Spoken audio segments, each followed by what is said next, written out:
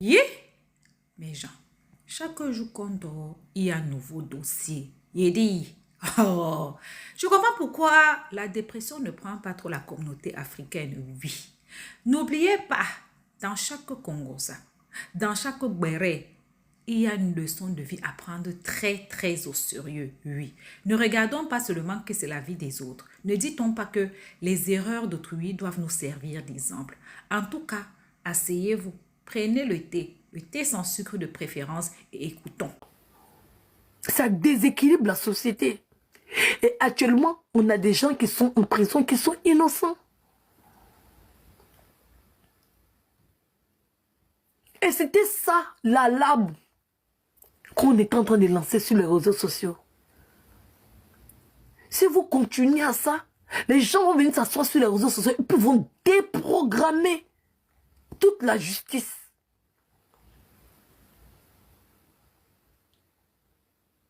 Parce que les réseaux sociaux, là, c'est aussi une arme. C'est comme si on te pointait. C'est que une calage sur toi, en fait. L'impact de la parole est plus grave que l'impact des coups. Eh oui. Et quand on vous parle, c'est pas... En fait, c'est la bêtise. C'est encourager la bêtise et le médiocre.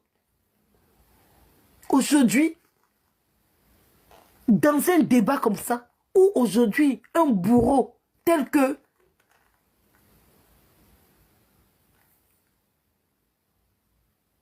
Farel est applaudi sur la toile, on lui cherche des arguments. On veut même l'aider à se défendre parce qu'on veut forcément que la responsabilité soit à JM, juste à cause de la haine. Et les gens font des groupes de aide-moi à détester. Comme c'est ma personne, je suis obligé d'aller dans son sens.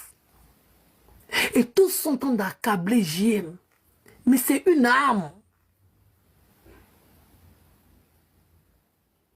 Où tu te fais arnaquer, tu te fais escroquer. C'est toi la victime. Et au contraire, c'est sur la victime on doit taper. Parce que la personne n'est pas du même avis ou bien n'a pas la même opinion que vous.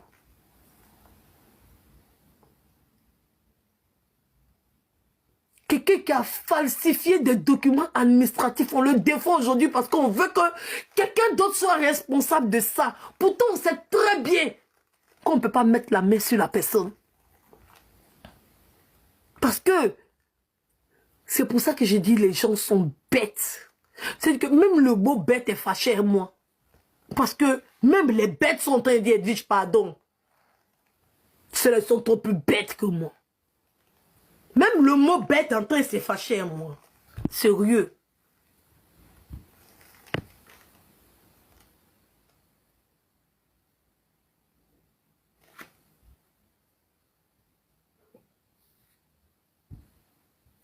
On t'apporte le lait, s'il vous plaît.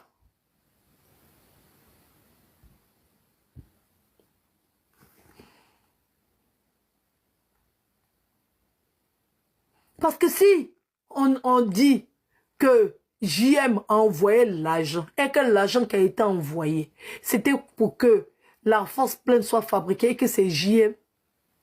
Mais celui qui a Abidjan là, c'est lui qui a reçu l'argent pour aller faire la force plainte. Donc il est complice, il doit être arrêté.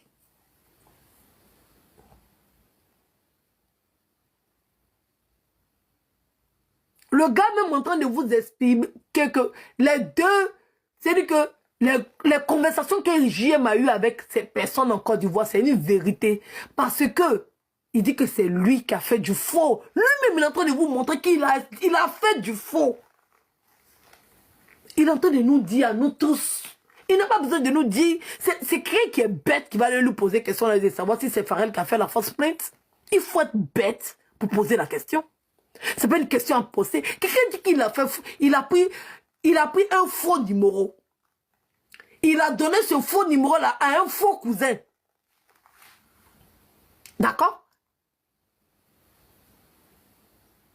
C'est lui C'est-à-dire qu'il reconnaît toutes les conversations, même les histoires à dormir debout, même les histoires de la fausse plainte. C'est lui qui a raconté tout ça. Mais vous voulez faire croire aux gens que ce n'est pas lui qui a fait la plainte. Mais toutes ces histoires farfelues là, ça sort de lui, sa tête.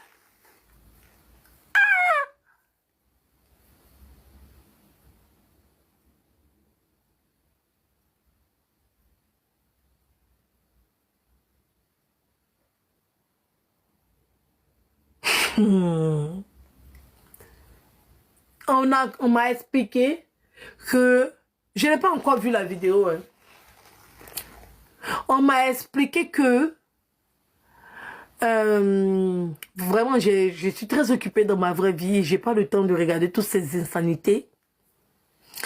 On m'a expliqué que il a montré une soi-disant photo qui disait que il était au village et qu'il a présenté la photo là. Mais pourquoi vous ne l'avez pas demandé de montrer la date de la photo là?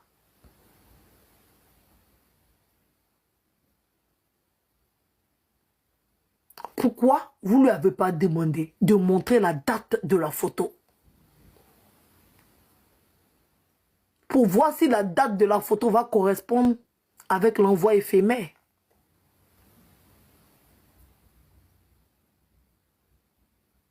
Comme vous demandez à ce que les gens vous apportent les éléments. Donc lui, il est au village. C'est-à-dire qu'il a pris la photo. Il l'a envoyé sur son autre téléphone d'après lui. Parce que moi, m'envoyer les éléments, je n'ai pas eu le temps de regarder parce que je ne veux pas tout suivre sur TikTok.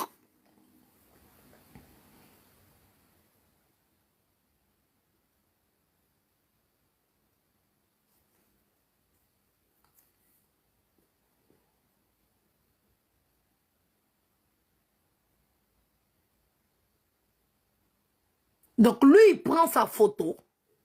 Il envoie ça sur son autre téléphone. Et puis, il envoie ça à JM. Et puis, il dit à JM, tu n'as pas dit qu'il ment, qu'il était au village, quoi. Maintenant, la date de photo des villages, là, c'était quand?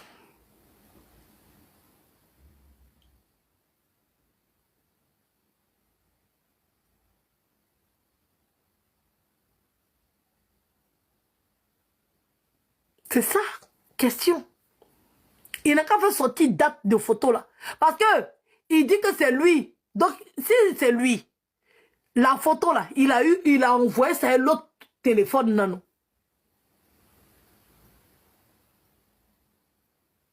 D'après lui. Parce qu'il refuse. Il veut faire croire qu'il était tout seul et qu'il n'y avait pas de cousin.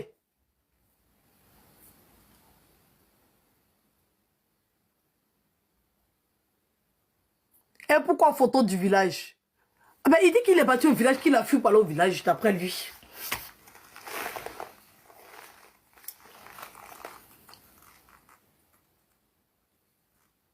Il doit avoir la date et l'heure à laquelle il a tiré la photo. Parce que ça, là, on ne peut plus la trafiquer maintenant. C'est pour ça que je le dis. On ne peut plus trafiquer. Toutes les photos qui sont dans son téléphone sont déjà datées. Sinon, JM m'a apporté la preuve que la photo éphémère, voici ce qu'il a reçu, même jour, même date, même heure. C'est même pas discutable, au fait. C'est que des haineux qui vont venir discuter. Même quand ton ami que tu n'aimes pas est dans la vérité, il faut reconnaître qu'il est dans la vérité. Il faut reconnaître qu'il est dans la vérité. Ça va montrer que tu as moins de haine en toi. Mais non, hein, le contraire. Vous pensez que vous attaquez qui? On dirait que le mal que vous avez fait à Ryan n'est pas assez suffisant en fait. Mais Ryan, à qui le connaît? Personne ne soutient Ryan. C'est le sujet en fait. Vous avez trop menti dans ce sujet-là. Vous avez menti comme c'est pas possible. Et moi, ces enfants-là, ils savent qu'ils ne peuvent pas me tromper. Manou m'a écrit, vite, vite, il a fui. Ils savent qu'ils ne peuvent pas me tromper. Ils ne peuvent pas me tromper, au fait.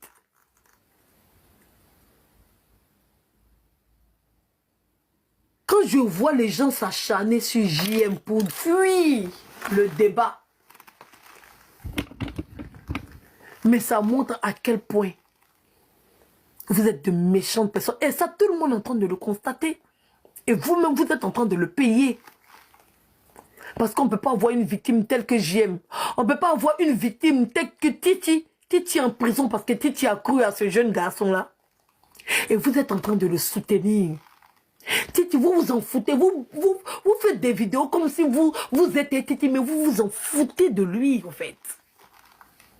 Vous voulez forcément avoir raison dans cette histoire. Parce que vous savez que cette histoire au niveau de la justice, là, vous savez que ça a retombé sur vous. C'est pas l'orgueil. Ils savent que ça va se retourner. Voici ça ici. Ils savent, j'ai dit que j'ai le dossier de Ryan ici. Ouais, ça. Il est revenu dessus. Attendez, même il prend un autre filtre.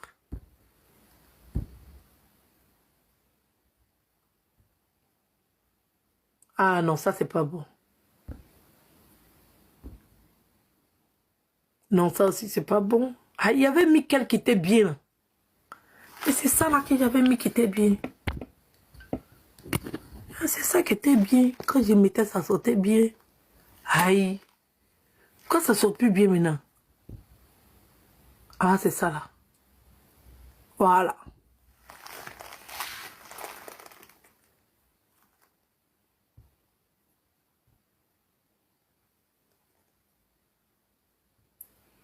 Il y a Lydie qui dit JM est plus fort que lui. JM n'est pas plus fort que lui. Quelqu'un qui a naqué JM, vous venez dire que JM est plus fort que lui. L'enfant a été plus fort que JM, arrêtez. Vous aussi, vous avez mal encouragé les gens. Hein. Et quand il y a la vérité, quand il y a la vérité, moi je suis trop vrai, c'est pas fait semblant. Ils ont été plus forts que JM, ou bien vous voyez pas bien. Vous aussi, ils ont été plus forts que Titi. Vous voyez la vérité, vous êtes en train de tourner autour du pot, en fait.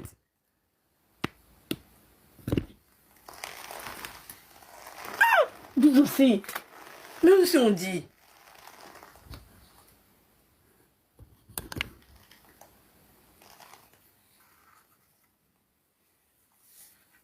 Même si on dit. Vous n'avez pas vu comment ils ont piégé JM? Voilà, merci. Il a juste eu l'intelligence de garder. C'est comme si, en fait, il était un peu hypnotisé, en fait. C'est-à-dire que, comme il a de l'expérience sur les réseaux sociaux, il gardait ses éléments pour lui. Voilà, ça faisait son dossier, il gardait ses éléments. Et c'est ces éléments de pauvre qu'il a gardé pour lui. C'est ça qui est en train de le sauver, sinon ils l'ont eu.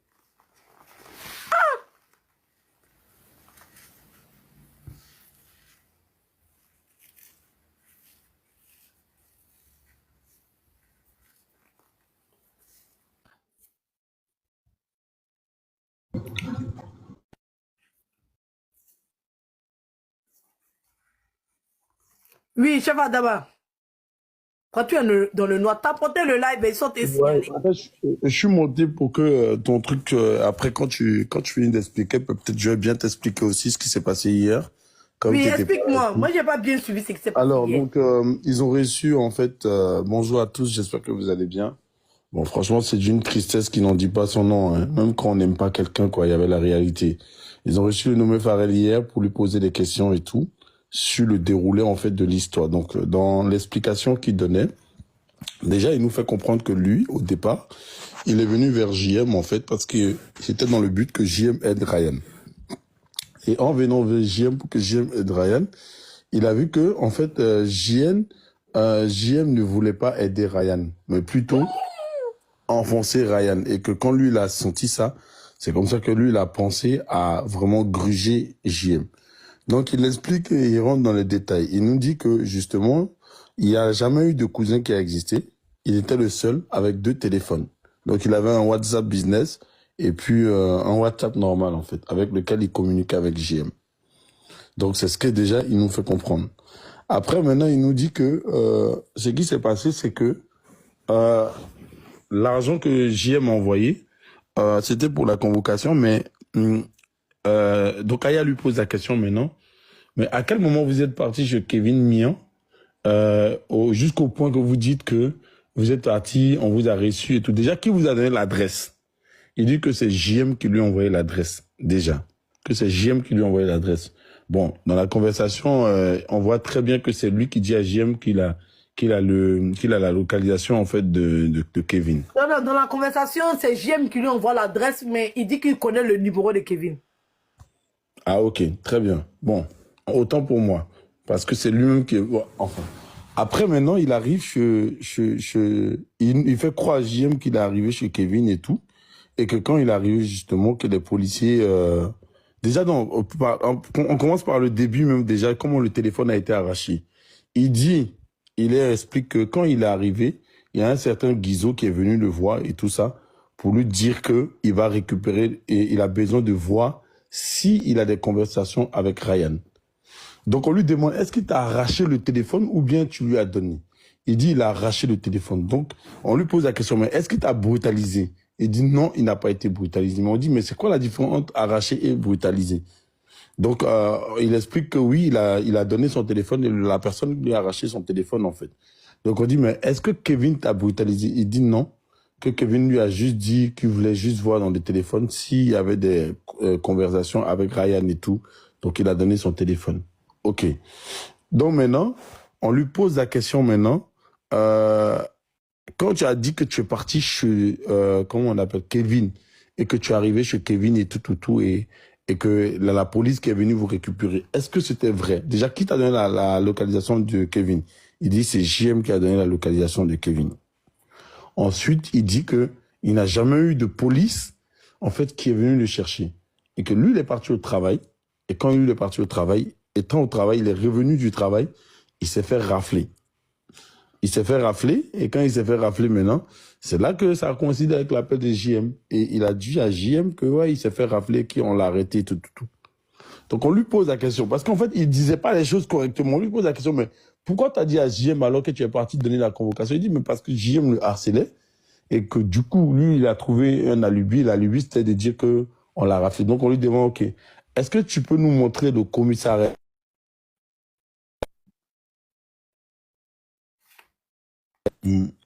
Est-ce que tu peux montrer le commissariat ou l'heure à laquelle on t'a raflé? Dis-nous seulement. Il dit non, on l'a raflé, il ne sait pas trop, mais il sait que c'est vers minuit. Il ne connaît pas la date. On dit ok, mais on t'a envoyé dans quel commissariat?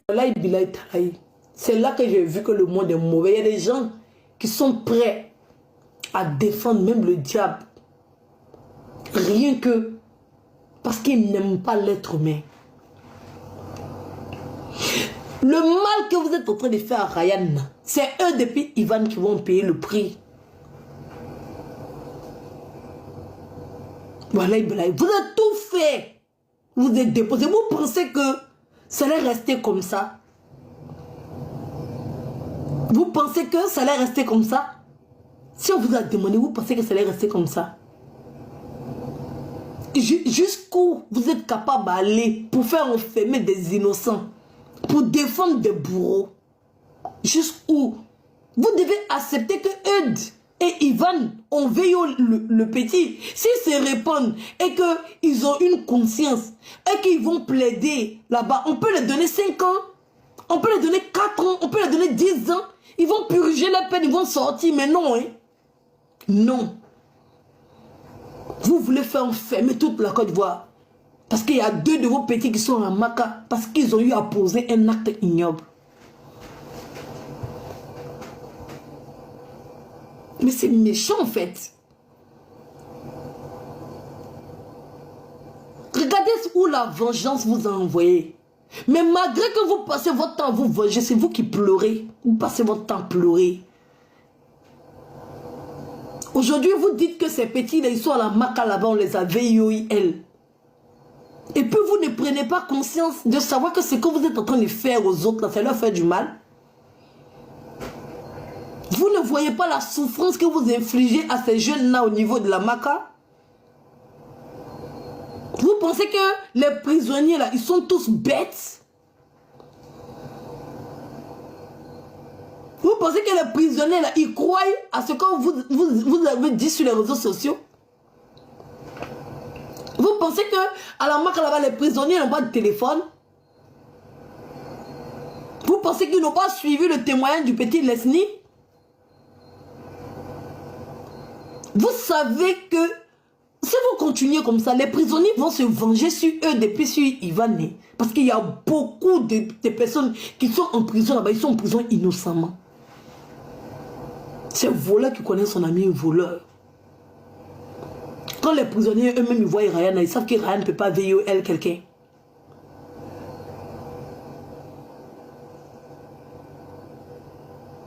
D'accord?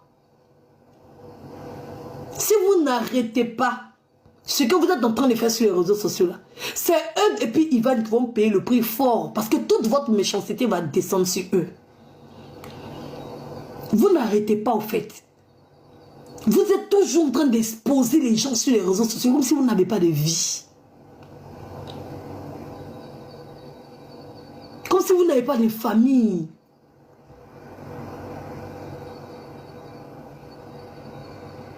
Vous êtes toujours en train de vendre la Côte d'Ivoire de la mauvaise manière. Vous êtes sur les réseaux sociaux en train de salir l'image de notre beau pays. Et vous prétendez le défendre. Vous prétendez... En fait, c'est la prétention. C'est-à-dire que vous êtes des pyromanes. C'est-à-dire que vous finissez de mettre le feu.